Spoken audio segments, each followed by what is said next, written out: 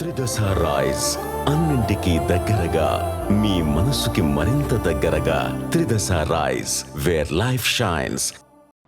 Same పాత విషయాలే, కొత్త విషయాలు ఏమి లేవు. విచారణ తుది దశకి చేరుకుంది కాబట్టి ఈ మధ్య మీ అందరికి తెలిసినటువంటి విషయమే, ఉన్నత స్థాయి అధికారులతో మళ్ళీ కమిటీని వేయడం జరిగింది. సో కాబట్టి ఆ ఉన్నత స్థాయి అధికారులు ఎవరైతే ఉన్నారో వాళ్ళు తిరిగి గతంలో చెప్పినటువంటి విషయాల మీద కొంత తిరిగి వివరణ అడగడం కోసం అని చెప్పి పిలవడం జరిగింది. గతంలో ఏం చెప్పాము ఏంటి అనేటువంటి విషయాలు. సో కాబట్టి గతంలో చెప్పిన దానికి పెద్ద కొనసాగింపు ఏమి లేదు. అంతే కన్ఫర్మేషన్ కోసం అనుకోవచ్చు. గతంలో ఏం చెప్పారు ఏంటి అవన్నీ మళ్ళీ తిరిగి అంటే కొత్తగా అధికారులు వచ్చినప్పుడు వాళ్ళకు కూడా క్లారిటీ ఉండాలి కదా.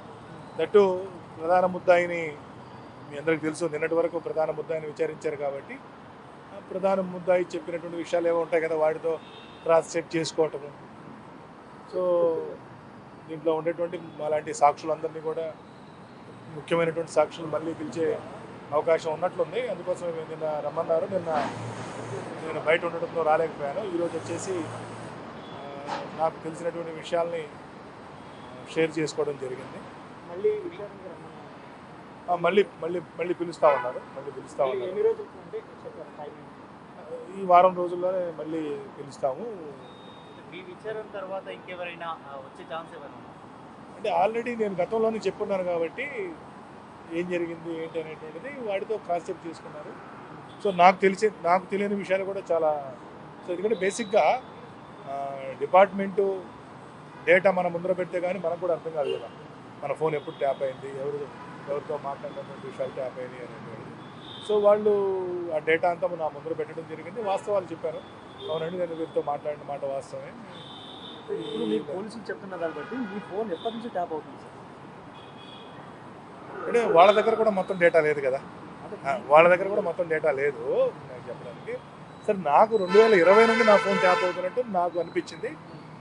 ఇప్పుడు పోలీసు వారు చూపించిన డేటాతో క్రాస్ చెక్ చేస్తున్నప్పుడు ఏంటంటే వాళ్ళ దగ్గర ఉన్నటువంటి డేటా ఏదైతే ఉందో ఆ సమయంలో అయితే పక్కాగా జరిగింది అనేది అర్థమవుతుంది. సో నా 2 నంబర్లను కూడా కంటిన్యూస్గా ట్రాక్ చేశారు అనేటువంటి విషయం అయితే క్లియర్గా అర్థమవుతుంది. Thank you.